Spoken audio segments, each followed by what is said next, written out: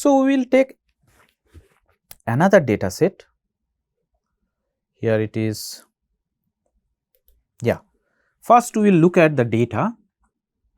So, this is basically the data looks like this.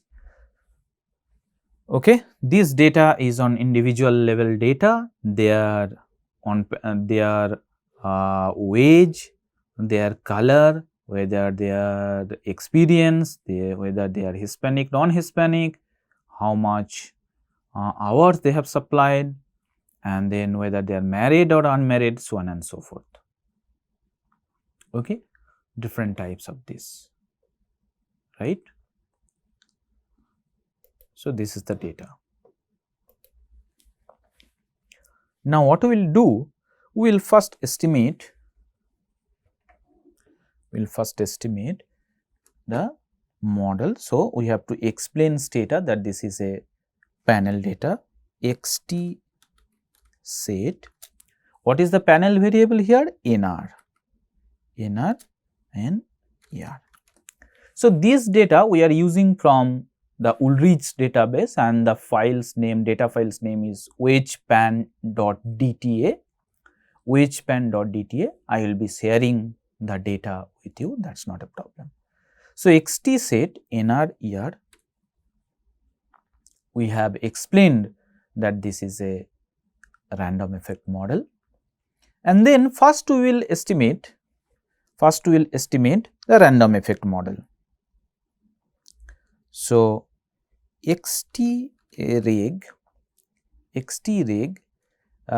L wage equals to education, whether the individual is black or white, then whether Hispanic or non-Hispanic, experience square,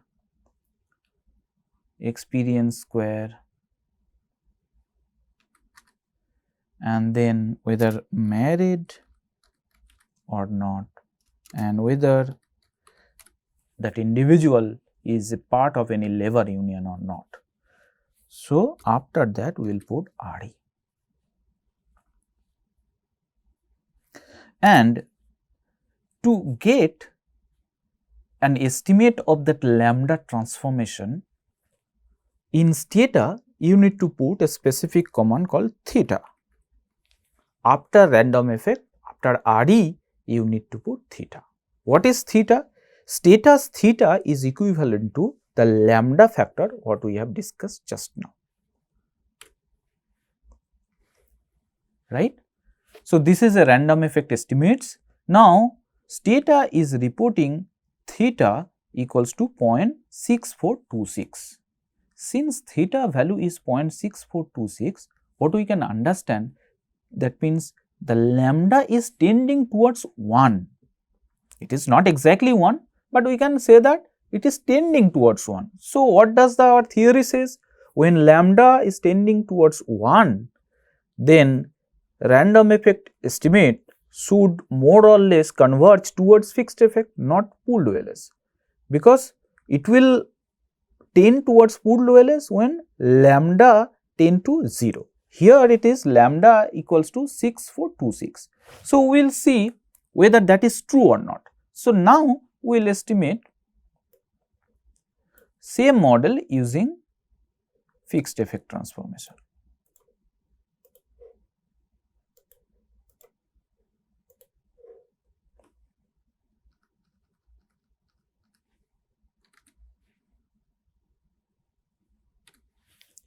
Now, when you estimate fixed effect model, see education, black, Hispanic, non-Hispanic, these qualitative variables are dropped. Why? Because these variables are not changing over a period of time. These are all dummy variable, that is why they are dropped, which is quite understandable from the theory. But the time changing variable, for example, let us say experience, what is the coefficient? 0.1168. Here it is 0.1012. So, it is almost, the experience is 1121. So, 1121 and here it is 1168. So, they are almost similar, and that is what our theory also said, that when lambda tend to 1, lambda tends to 1, F RE will tend to FE. That is what is happening here. Now, what we will do, we will estimate the same model using pooled OLS.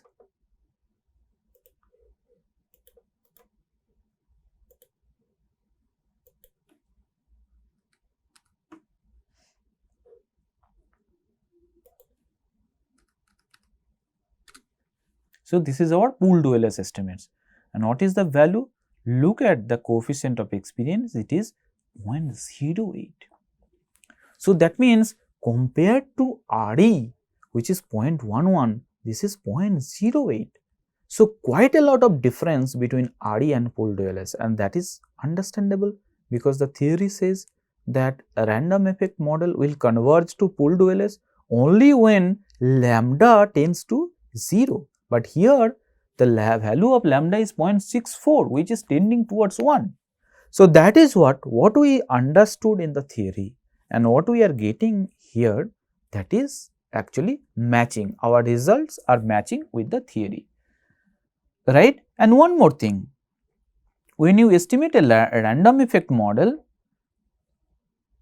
see here Stata is reporting random effect GLS regression. What we said, the application of OLS in the transform model is called generalized least square, and that is what Stata is reporting. Is that fine? So, now we understood how to estimate fixed effect model, how to estimate random effect model, but the question is now, given a particular data set, which model is then to use? We have learned both fixed effect and random effect model. Which model to use, right? So, that is our concern. How to select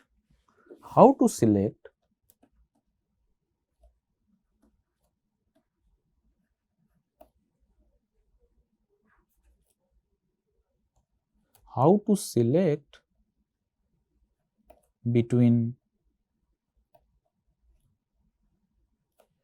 FE fixed effect or random effect, right? Now, Hausman, we generally use Hausman test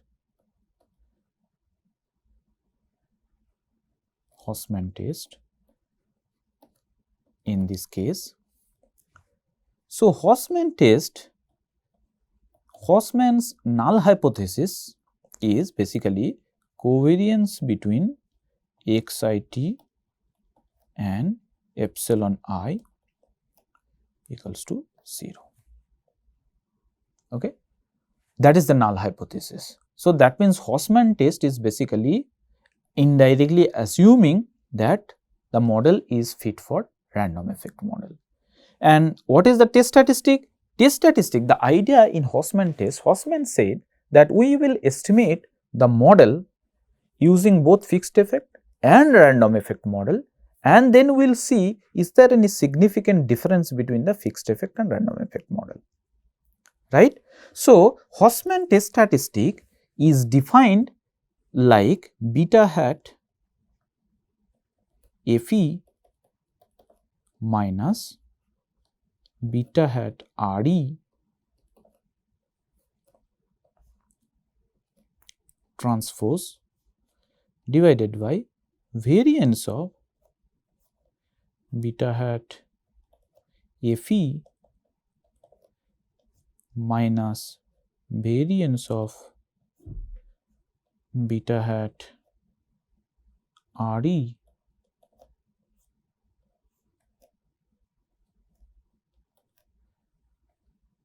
into beta hat FE minus beta hat RE, and that will follow a chi-square distribution with k degrees of freedom. What is k? K is the number of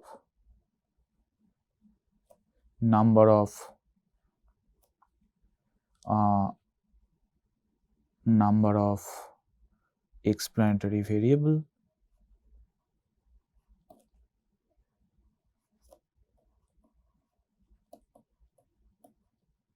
that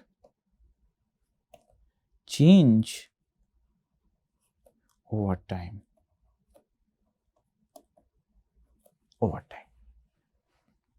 Okay. So, again if the calculated, these are all in matrix notation, because you can understand sometimes we are using transpose, sometimes we are using inverse. So, basically these are all in matrix notation. This beta hat Fe and beta hat Re basically a difference between two matrices, and then we will take transpose of that. Here again variance of beta hat Fe, variance of beta hat Re, and then we will take inverse of that and multiply it by beta hat Fe minus beta hat Re. That is basically the Hausmann test statistics, which is purely based on the difference. Here it is difference, here it is difference in variance, here again it is difference. Okay. So, we are trying to understand, is there any systematic difference in the estimates between Fe and Re, and based on that we will decide, right. So, what we have to do now, we have to estimate both the models using, we have to estimate both Fe and Re, and what we will do now, this is basically, no, we will estimate this model. So, first we will use once again the Fe model. This is the Fe model.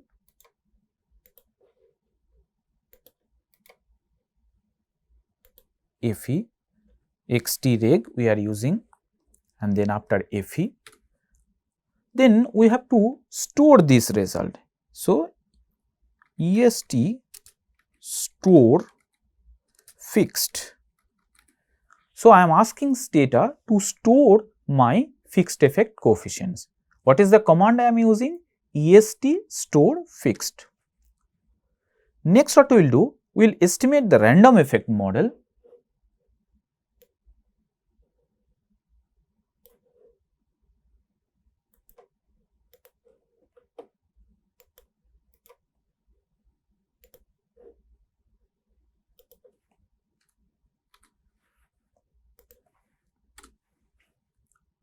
Okay. And then we have to ask Stata to store the random effect, est store random. So, random effect coefficients are also saved. Then what we will do? We will put the Hausmann command, Hausmann fixed random. Now, what is the test statistic?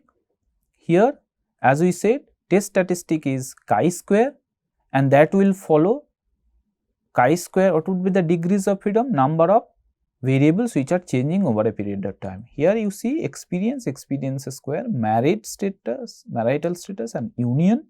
These are the variables changing over a period of time. That is why it is degrees of freedom is 4. And what is the p value corresponding to chi-square is 0, 0, 0. So, that means we can actually reject the null. In Stata, the null hypothesis, they have written difference in coefficient not systematic. So, once it is rejected from Stata's output, it is now, you may get confused whether to go for Fe or Re. Now, when you get confused, you look at the way we have made our null hypothesis. What is the null hypothesis? Covariance between xit and the unobserved effect is 0. So, if that is rejected, that means actually unobserved effects are correlated with the explanatory variable. Okay. So, when H naught is rejected, H naught is rejected, you can very well understand what would be our conclusion. That means we are actually looking for fixed effect model. Fixed effect is applicable.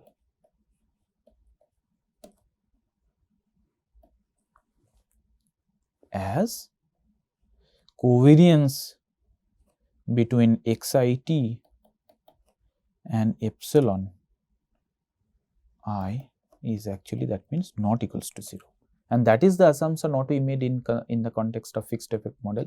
So, do not get confused with status this thing, okay. So, theta is saying the null hypothesis that difference in coefficient not systematic. Now, why theta is putting the hypothesis in this way? So, when this is rejected, that means there is actually a systematic difference between Fe and Re. So, if there is systematic difference in Fe and Re, we are going for Fe. If it is not, then we should go for random effect, because in fixed effect model, if you look at the other version of Fe is LSTV. So, that means if there is no systematic difference, why unnecessarily including too many dummies in the model? Why unnecessarily going for fixed effect model when there is no systematic difference between fixed effect and random effect model? In this case, it is rejected. So, there is systematic difference between Fe and Re. So, we should go for fixed effect. If not, if it is not rejected, we have to keep in mind that we must go for a random effect model. Okay, random effect model. So, once we estimate random effect and fixed effect model, then we can actually get a more clearer picture about step by step what we should actually follow. Now, when we do our econometric analysis, first of all we need to see whether our sample is a random sample or not.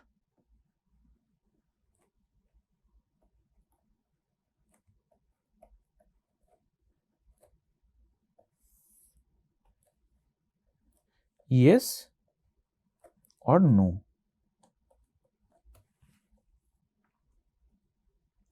If it is no, if the sample itself is not randomly drawn from the population, then please keep in mind we will never go for random effect model. Fixed effect is only solution. Now, when this type of cases arise, when your unit of analysis is very large, for example, let us say we are doing an analysis with Indian states, obviously you cannot draw randomly certain states to do the analysis. If I am doing a panel data analysis of all major states in India, that is not a random sample. If I am doing an analysis with OECD countries, that is not a random sample. We are not drawing randomly. If I am doing an analysis with BRICS countries, that is not a random sample. So, whenever the sample is non-random, not randomly selected from a given population, the solution is Fe only. If yes, if the sample is yes, then we can either go for Fe or Re depending on the Hofmann test. So, here I am applying Hofmann test. Okay.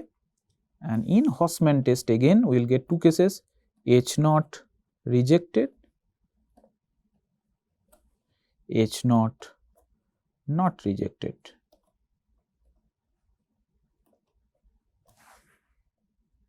And what is H0? I will mention once again here.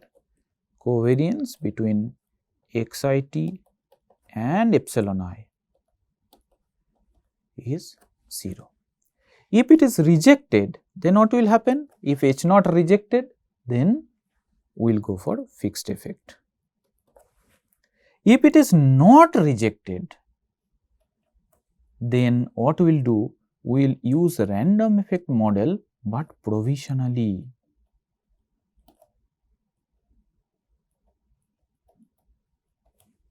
Why provisionally?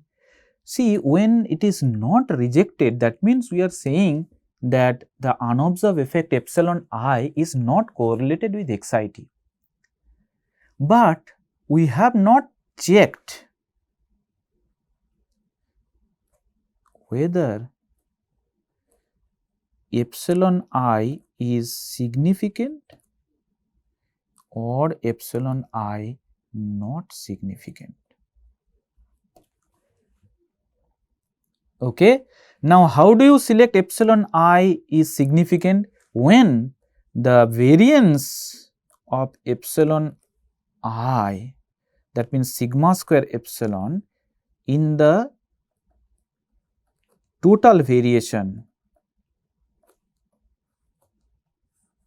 which is given by some rho in status output is significant. So, that means what I am saying, the variance of the unobserved effect in total variance is given by sigma square epsilon plus sigma square u, that is the total variance of the error term. So, what is the out of that total variance, what is the contribution of the unobserved effect? If the contribution of the unobserved effect is significant, then only we will go for a random effect model. If it is not significant, then we will go for pooled OLS.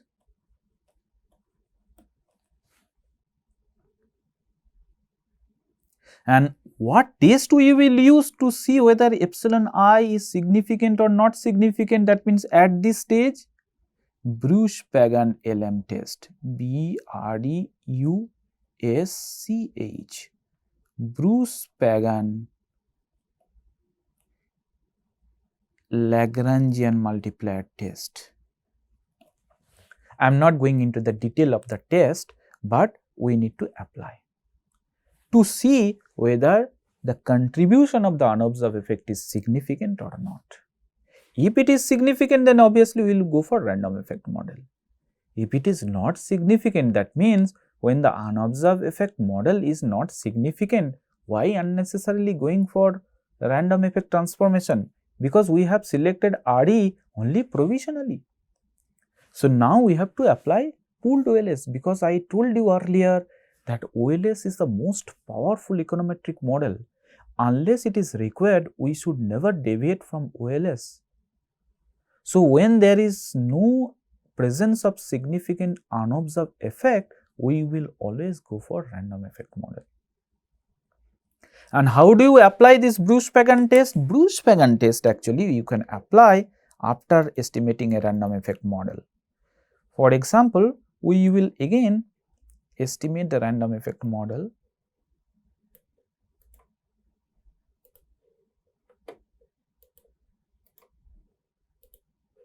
This is the random effect model. After this, we will put xt test 0, this command. This is Bruce-Pagan Lagrangian multiplier test, and that test shows, here you do not have to see all this. Look at the test, variance of u equals to 0. Okay. Status u is actually, in our theoretical model what we discussed, is actually the unobserved effect, epsilon or A you can think of. So, stata is assuming what is whether variance of u, that means what is the whether there is presence of significant unobserved effect or not, and that is rejected. So, that means actually unobserved effect has significant contribution in the total variance. That is why fixed effect model is actually suitable. Sorry, random effect model is suitable in this case. You can get a sense of this, rho, which is nothing but, look at here, earlier we have not discussed. Look at the sigma u, sigma e and rho. Rho is actually defined as, here rho is defined,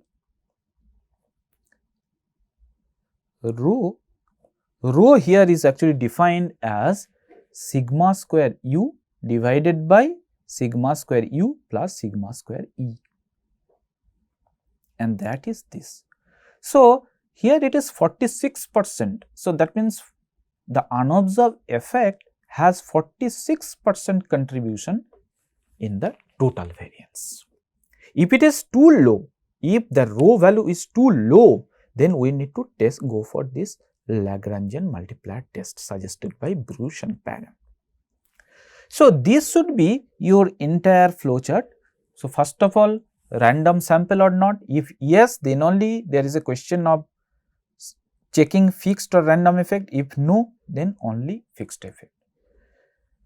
If FE or RE, we have to apply Haussmann test. If H naught rejected, what is H naught? This is our H naught, covariance between epsilon I and xit is 0. If that is rejected, we will go for fixed effect. If it is not rejected, we will select random effect provisionally.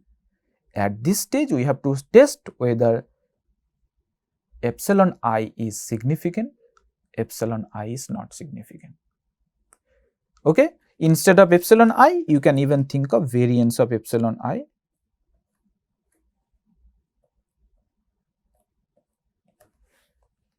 In status language, if that is not significant, then we will go pooled OLS. If significant, that is suggesting then random effect, and this test we will do by Bruce Pagan Lagrangian multiplier test. Okay, and in status output, stata will actually give you everything. What is the contribution of this row? And by xt test 0, what is the meaning of this command? The meaning is we are actually testing for significant xt. What is xt? Xt is basically panel. Is there any significant panel effect? Panel means the moment we go for panel, either RE or FE, actually we are assuming significant presence of AI. Please keep in mind, in the entire panel data discussion, the major player, the hero of this entire play is actually AI or epsilon I. So, when I am testing xt test, when I am putting that command xt test 0, I am actually testing for significant panel effect. Okay, that is the meaning of xt test 0. That is why status hypothesis is variance of u equals to 0. Okay. So, with this you can actually check whether we should go for random effect model or pooled OLS. Since it is rejected, that means there is significant presence of random effect model AI, and we should go for random effect model. So, with this our discussion on pooled OLS, fixed effect model, random effect model is over. Okay, we learned the theory as well as we learned how to estimate.